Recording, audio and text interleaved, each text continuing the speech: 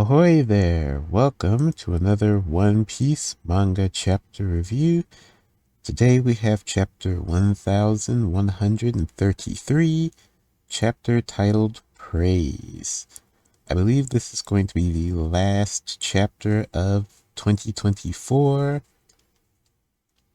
because I know the manga is going on a 2-week break and it'll probably end up being more like 3 weeks because they don't usually do a chapter release over Christmas, so I believe this is going to end up being the last chapter of the year.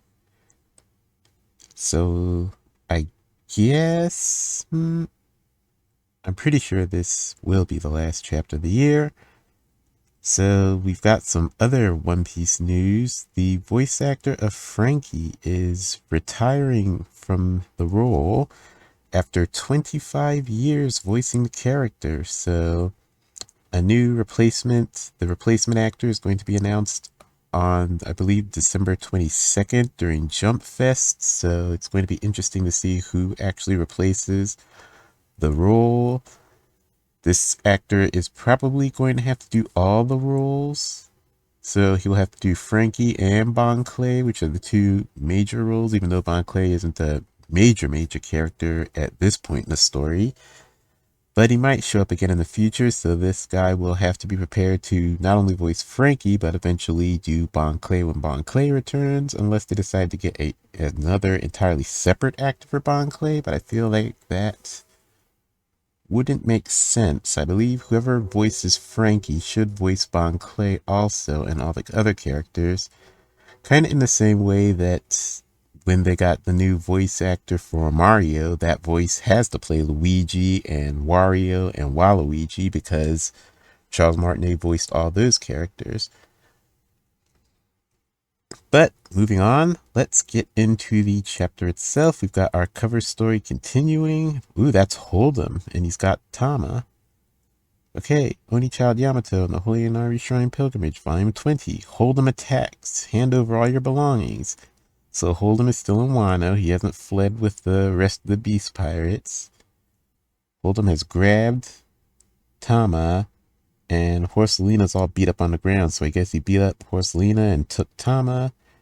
And Yamato is shocked. And, well, Hold'em is obviously going to get beaten up pretty quickly because Yamato is way stronger than Hold'em. So the only thing he's got going for him right now is the fact that he has Tama, but that's probably not going to last too long. The question is, what is Hold'em even doing? Is he just going to stay on Wano and try to, I don't know, live a life as a pirate on Wano? That doesn't really make a whole lot of sense. Is he can't be trying to overthrow, like, the new, no, he can't be trying to overthrow the Kozuki clan because there's no point in it because Kaido's not there. And I'm not entirely sure what Hold'em's up to, but maybe he's just trying to survive here as a pirate. That's probably the most likely scenario, but either way, he's probably about to get beaten up by Yamato pretty quickly. Notes from Oda, new raid update for Pokemon Go is insane. The only drawback is my editor caught me playing. Okay, we start off the story. 22 years ago, a distorted truth. What happened to Ohara? It still sends chills down my spine. What a tragedy. The civilian evacuation ship suddenly burst into flames. So we've got a flashback to the moment when some of the civilians were trying to escape from Ohara and the young Akainu trained the Navy cannons on it and blew it up.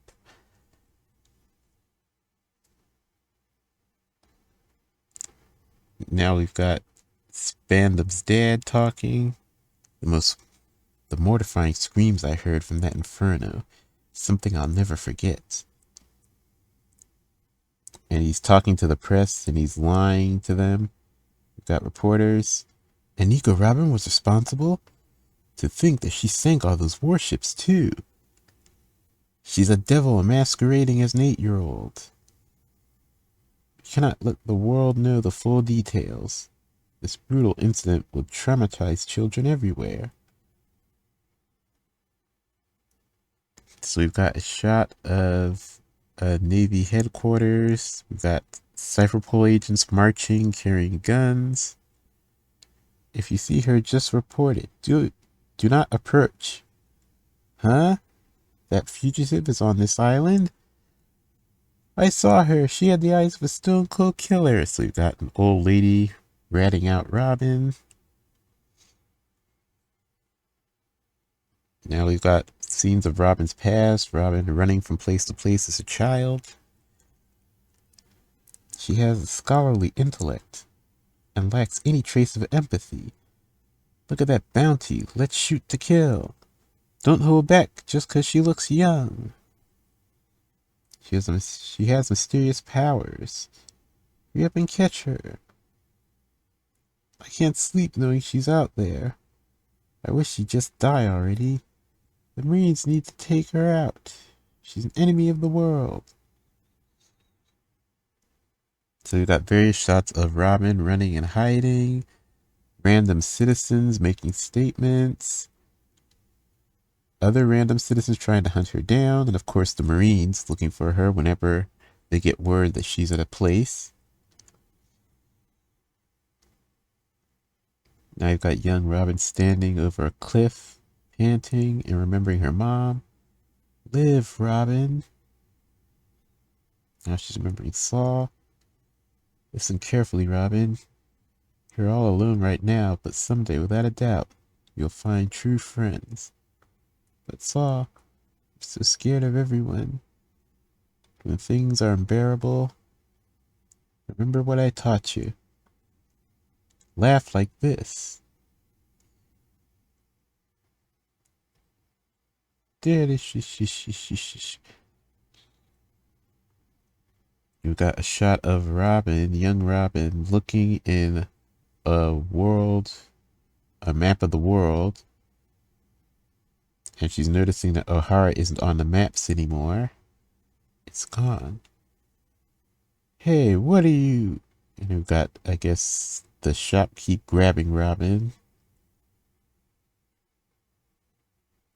She leaves a trail of thefts and murder wherever she goes. So Robin drew O'Hara in the book where O'Hara used to be. And that's why the bookshop owner grabbed her, because she was marking up the book. Now she's running away. And she's laughing. I hear she uses her childlike appearance to lure poor souls in, only to slit their throats as they sleep. What? That's insane. That little shit should go snuff it. I sure hope she drops dead. Get lost. Now Robin's running away and crying and laughing. And now we're going to the present day at Elbaf. Huh? There's a port on this tree? Is the sea on the a sea on the clouds? Drop anchor. This is the Western Village port. And they're a sea of clouds, of course. Welcome back, captains. Your lateness really had us worried.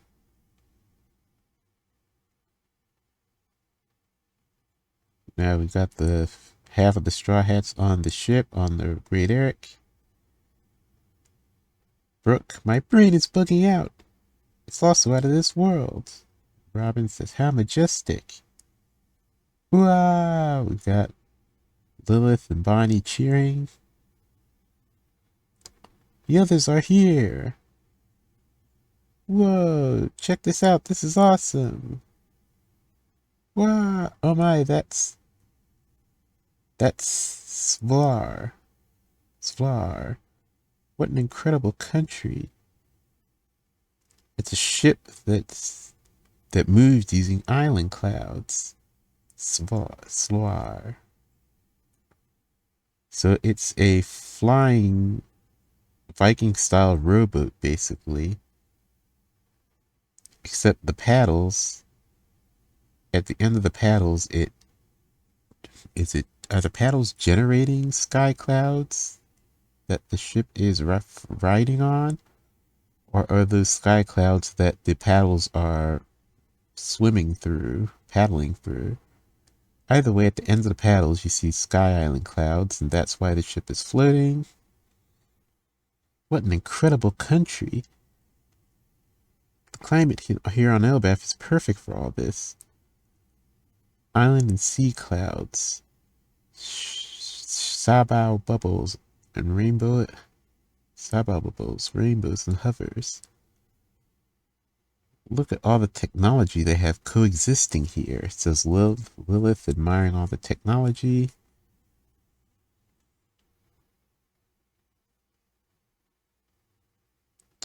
Straw Hat, Usoland, my comrades, welcome to Elbaf, says Harujan. Robin, nice haircut. I figured you'd get one. Looks like you've gotten well acquainted with Elbaf. So Nami and Robin meeting up and talking. Long time no see, Harujan, says Luffy. I've been keeping up with your progress. An emperor already, huh? As expected of our big boss. I'll introduce everyone later, but us four make up the new giant warrior pirates. We're your subordinates. Us five. So we've got Road up on the back. He's chained up and crucified to a big wooden cross. And he's got a knot on his head. And we've got the new giant warrior pirates holding up the straw hats. It's a pleasure. I told you I don't want subordinates. Well, it's our choice. Yakakaka. Even this insular nation was swept away with excitement when we heard about Big Mom's defeat in Wano. Big Mom? Lynn and I were once friends, but she did something that the people of Elbaf consider unforgivable. That's Gerd speaking, so we got confirmation that Gerd is indeed the same Gerd, the young giant that was once friends with Big Mom when she was on Elbaf.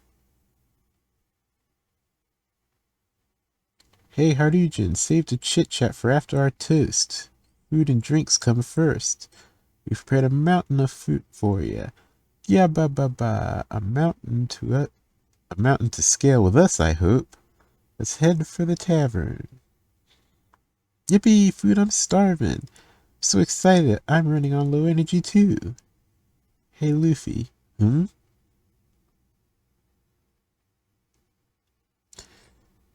Southwest of the Western Village. I'm fine going alone, really, says Robin. No way! I want to be there too. Me too. Agreed. It's a cute excuse to sightsee. So all the Straw Hats are going with Robin.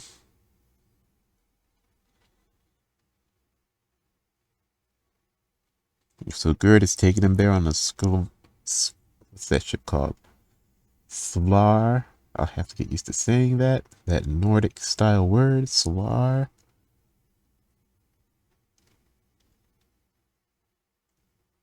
Mr. Saul did say he wanted to show you Robin-chan the library. So let's head down to the school. Thanks for guiding us, Gerd. It's no trouble. It's not far.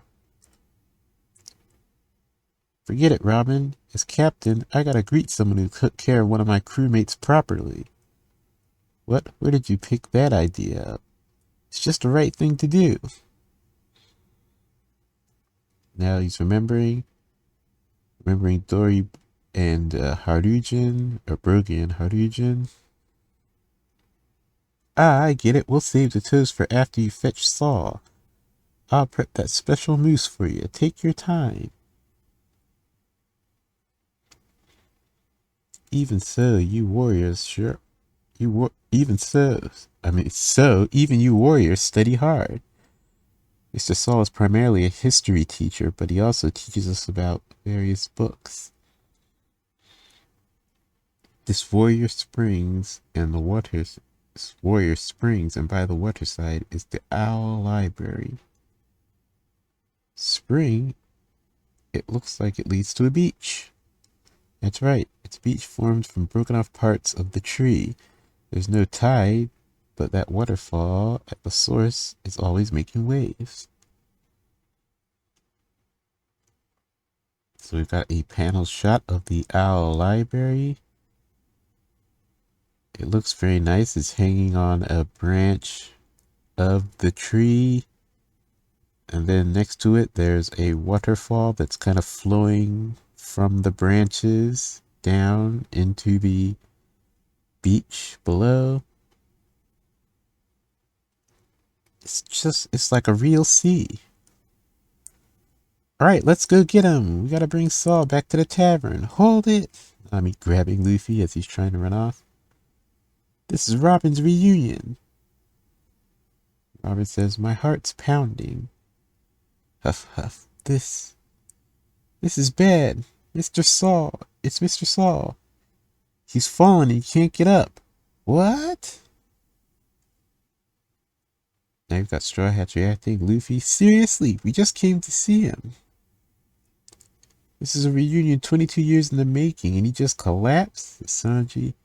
I'm a doctor. I'll examine him right away. Where is he? Says Chopper. Get him all fixed up, Chopper. Everything's riding on you, says Usopp.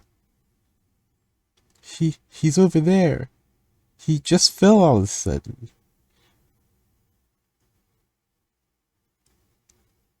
And Robin CC saw keeled over on the beach. And she starts laughing. How silly. Hey, don't mock the sick. It's fine. I'll go to him on my own. You can all stay here, says Robin. Huh? But Robin said, Robin. And to think I got all worked up over nothing. And now we have a shot that is mimicking how Robin and Saul very first met each other. Because it looks like Saul was washed up on the beach, just like when he was washed up on the shores of Ohara when Robin was a child. Robin's walking up towards him. Peek. Saul opens his eyes and sees Robin. Roar, roar, and he roars just like he did. And interestingly, we finally see Saul's face in this, mimicking the panel when he first met Robin. But he does have a scar on his face, a scar kind of surrounding his right eye a little bit. So he does have scars. Did I get you? Saul. Guess not. So he was trying to prank Robin. Robin, dirty I know you're not a kid anymore. Sorry, I wasn't sure how to break the ice after all this time. He still has the same funny laugh. Dirty Yep, it's still ridiculous. Now, let me get a good look at your face. And he picks up Robin and he's laughing. You've grown as pretty as Olvia. You look just like her. What? Saul, former Navy Vice Admiral, Robin's savior. Oh, and we get another revelation. Ooh, this is a good one. Remember how Oda always said that, well, in one of the SBSs, someone noted that there had been no pirates. No one in the story of One Piece with a peg leg. We had Crocodile, who had the hook, but there's never been any character with a peg leg. Well, actually, there's Zeph. He had a peg leg. But I believe, what was it that Oda said?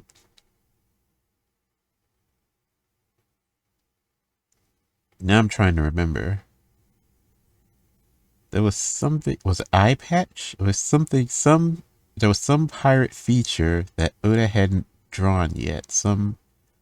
pirate with some stereotypical pirate feature that Oda hadn't done yet in a character. I thought it was the peg leg, but I'm remembering Zeph now, so it wasn't the peg leg. Was it the eye patch? Oda had never done a pirate with an eye patch? Either way, there was some pirate feature that Oda hadn't drawn yet, or a character with that pirate feature yet, and Oda said that that pirate was coming at some point later in the story. I thought it was Saul, but it doesn't make sense because Saul isn't even a pirate. He was a Navy officer. He was an explorer slash sort of archaeologist. And now he is a teacher, historian, so... But either way, the revelation is that Saul has a peg leg now, so he lost his foot. Probably due to frostbite from Aokiji, because that makes the most sense. That's probably where all these scars came from. He was frozen by Aokiji. He was on Ohara when the Buster Call took place, so frostbite damage as well as fire and cannon damage caused him to be scarred up, and he lost his leg, and he has a peg leg now.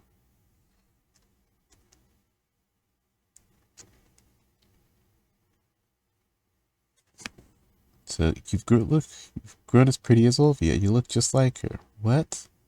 Like mother? And we got Saul's box here, Oda box. Saul, former Navy Vice Admiral, Robin Savior. And now now Robin is remembering Olvia back on Ohara.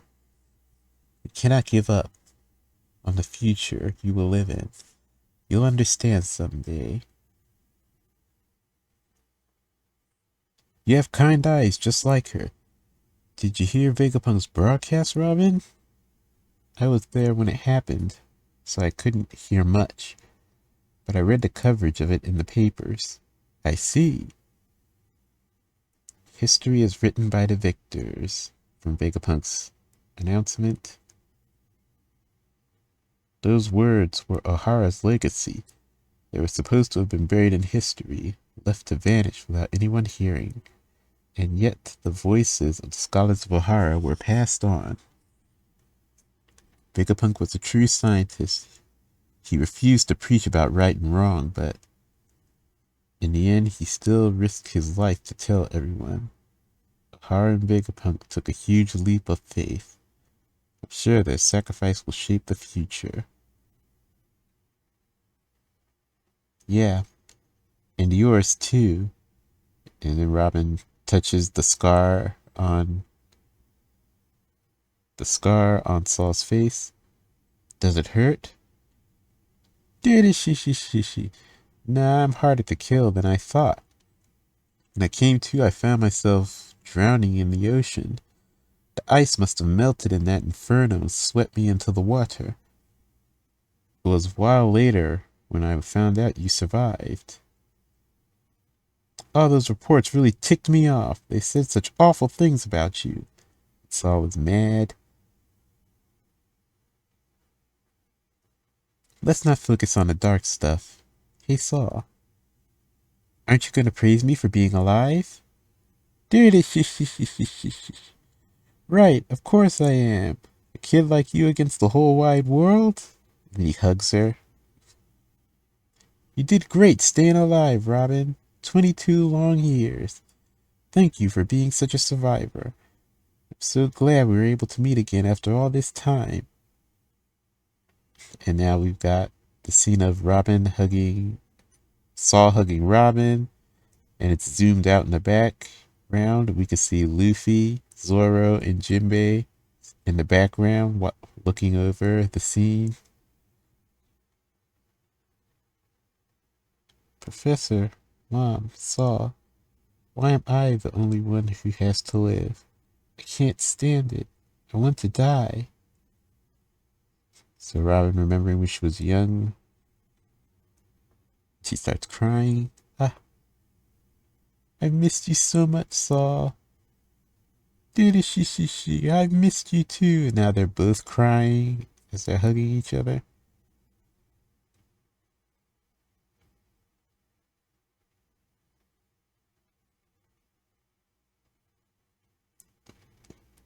And now they're crying, and now the shot is zoomed out even more. And we've got the rest of the Straw Hats all crying because they've been moved by the scene. A tearful reunion, next color spread. A tearful reunion, color spread, next issue. So that's the end of the chapter. So this is one of the big payoffs of Elbaf is Robin and Saul finally getting to reunite after all this time. It's really well done. I like the parallels between O'Hara when Saul and Robin very first met.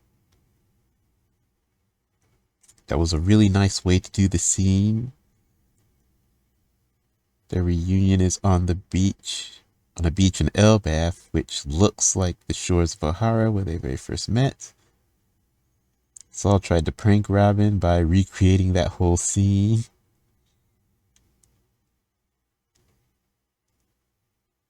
It's a very nice emotional reunion and a big payoff for Robin's character. One of the big payoffs. She's not alone in the world anymore in terms of the people and the memories of O'Hara and the people she knew when she was a child. The one friend that she had from her childhood is still alive.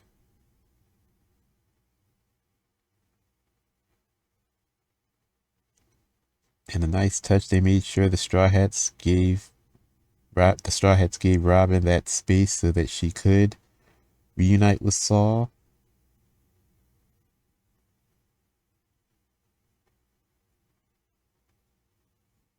So really good chapter in terms of not a super whole lot in terms of world building, but really great in terms of character growth. I mean, there's a tiny bit, more stuff about the nature of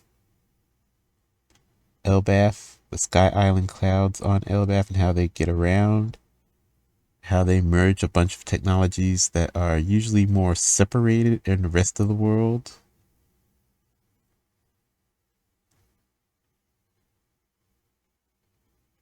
The confirmation of the entirety of the new Giant Warrior Pirates.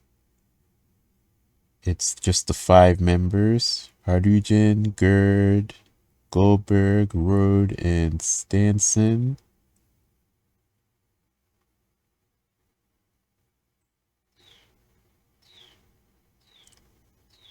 Of course, they're going to have this banquet.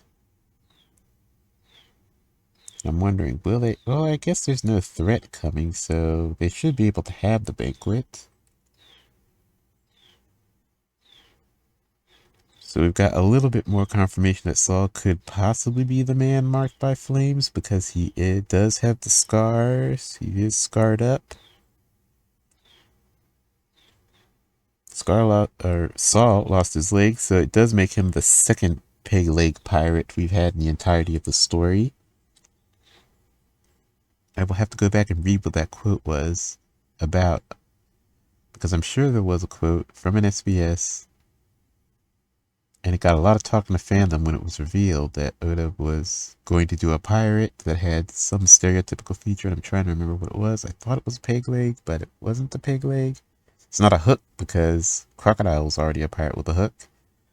And I'm trying to think, was it Eye Patch? Because I'm trying to think, has there been a pirate in One Piece with an eye patch? Maybe it was Eye Patch. Because there have been characters that have scars on their eyes, and their eyes closed or messed up, but there's never been a character with an eye patch. Maybe that's what it was. So the pirate with an eye patch is the one that's yet to be revealed. I think that was it. I guess the only other thing it could be was like a pirate with a talking parrot on his shoulder, but Oda's even already done that with Rob Lucci. So I believe that is the case, that it's the eye patch. But I'll have to go back and double check and confirm that. But either way, there's Saul. Obviously, this is going to be followed up by them exploring the Owl Library, hopefully in the next chapter, and seeing what work Saul has been doing. He's probably been educating people about what he learned from Ohara and bits of the truth of the world that he knew. So that means the Giants are probably all up to date on what the true history of the world is. And because they're safe from being attacked by the Marines, to be wiped out in the way Ohara was for knowing that information. And now it's kind of moot anyway, because thanks to Vegapunk's announcement, the whole world knows anyway. Not the entirety of what Ohara knew, but the biggest things about the danger the world is currently in.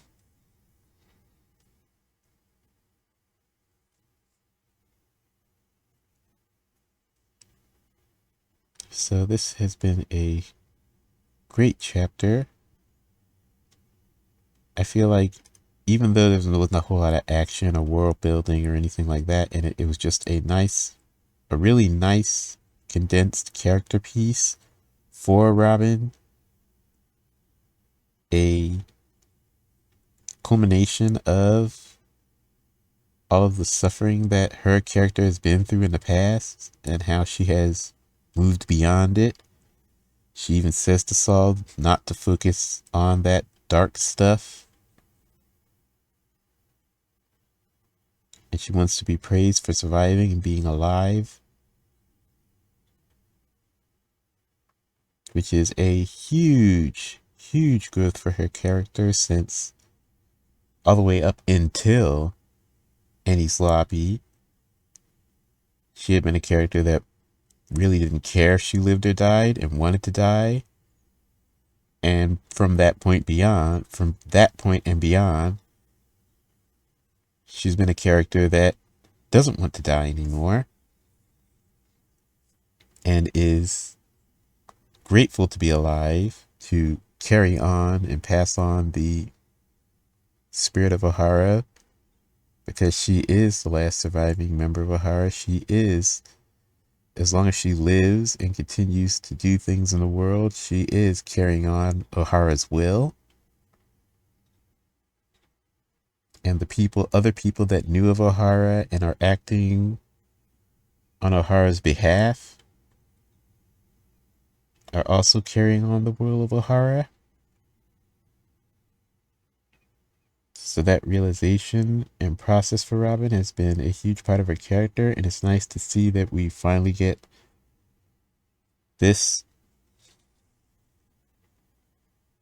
kind of end to a part of Robin's emotional arc. She gets closure on that whole experience.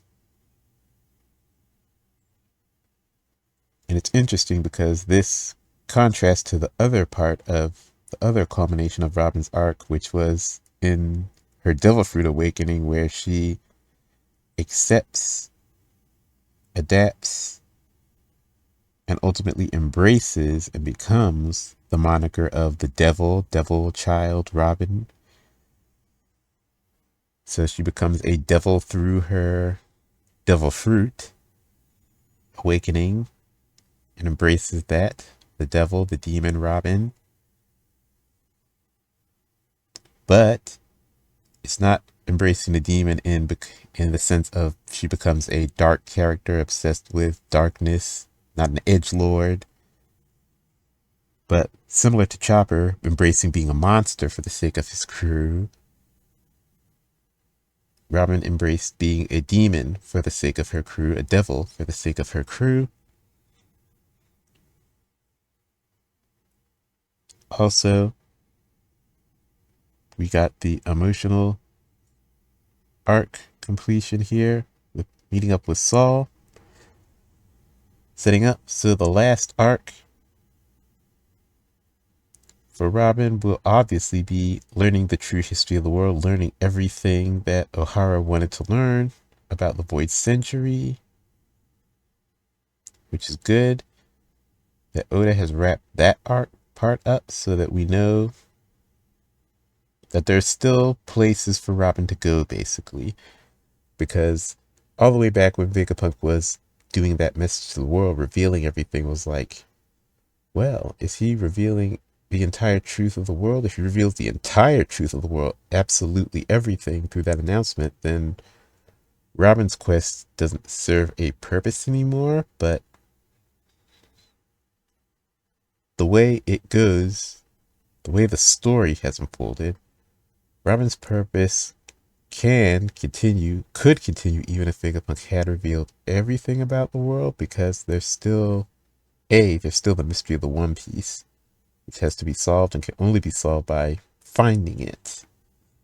Actually going there and finding it. And there may be more around the One Piece that relates to the world history that even the people that think they know the most about the world history don't know. Maybe even stuff that the Gorosei themselves don't know. Things that they don't know, and therefore don't know they should be worried about hiding or covering up. So there's that. Also, there's there's the intrinsic value to going out there and exploring and finding that information for Robin. So it wouldn't matter if the whole world announced it, or if there was an announcement to the whole world that revealed the true history of the world. Robin would still want to explore it, see it firsthand for herself, and chronicle it for herself and for Ohara. But ultimately that didn't end up being the case anyway, because Vegapunk didn't reveal everything about the true history of the world. So there's still a lot on that level for Robin to strive for.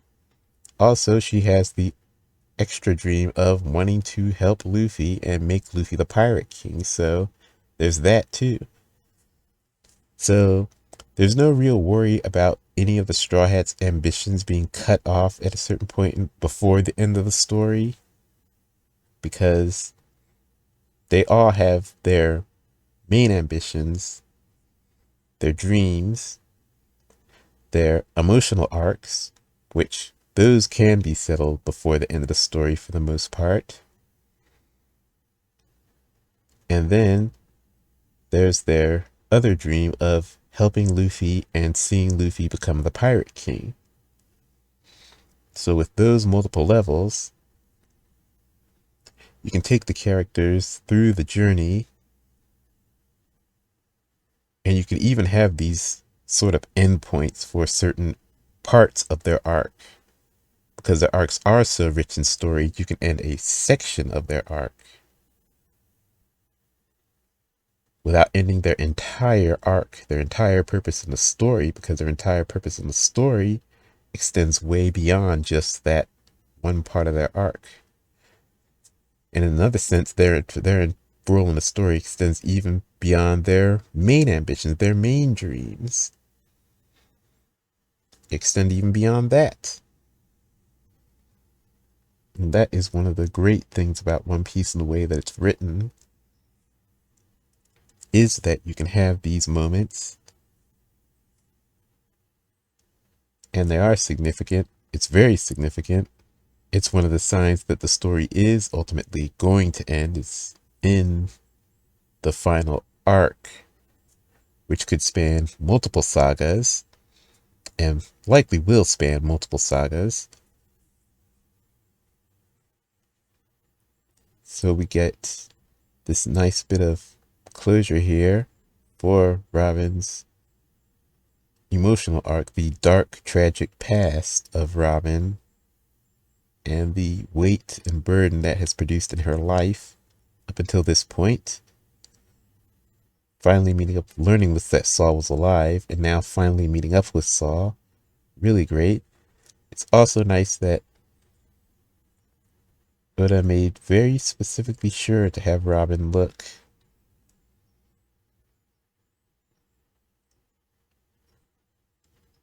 like she used to look. Like basically a grown-up version of Child Robin. She's wearing the same black dress that she wore when she was first met Saul. She's got the same haircut as when she first met Saul.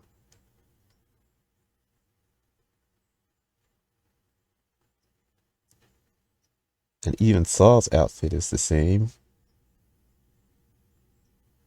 So, all very nice. I'm also wondering, trying to see, doesn't look like, hmm. So I think Saul still has his orange hair. Because I'm wondering if his hair started to gray. But it looks like it should still be the same orange hair, but it might be gray or white. We'll have to see when it's colored. Either way. But yeah, this is a great understated sort of chapter, which I like.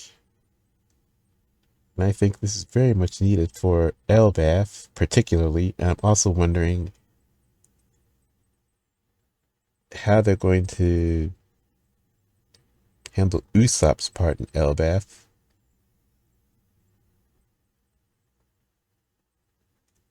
I feel like because Robin and Usopp both have connections here in Elbaf, Robin's connection is somewhat smaller. It's just related to Saul and finding Saul, reuniting with Saul.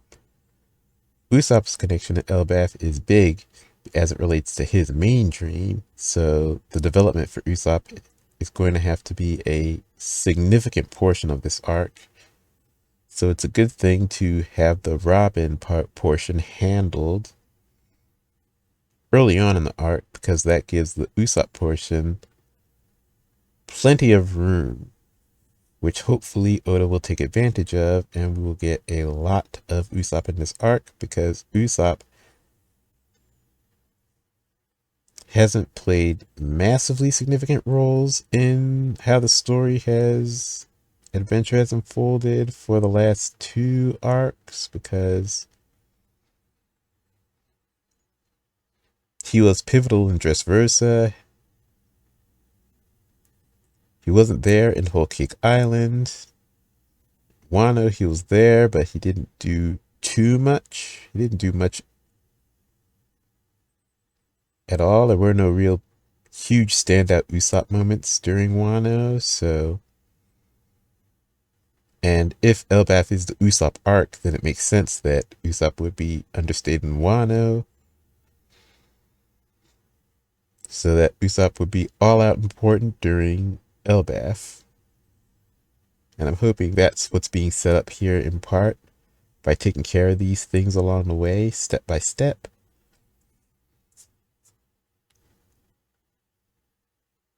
I mean, there's already a huge parallel that I don't know if it's been spoken about much in the fandom, that about Loki, a trickster god being Prince of Elbaf, Usopp, a liar and a trickster, coming to Elbaf. Is there a connection there? Will they meet? They should meet. Absolutely they should meet. Loki, the trickster god, and Usopp, God Usopp the trickster. That has to happen. Absolutely must happen. Maybe that's where Usopp's arc is culminating, with meeting with Loki. I don't know if I want to go that far, but it's possible. Either way, there's a lot more to Wano. Also, there's a chapter before Christmas, December 23rd. So we will get one more chapter before the end of the year. So this isn't the final chapter, it's the second to last chapter of the year. So there is one more chapter, and that will probably be the banquet. I'm thinking, well, yeah. Maybe half the chapter will be exploring the Owl Library, and then the other half will be them returning with Saul and having the banquet. I feel like a banquet would be fitting for the last chapter of the year.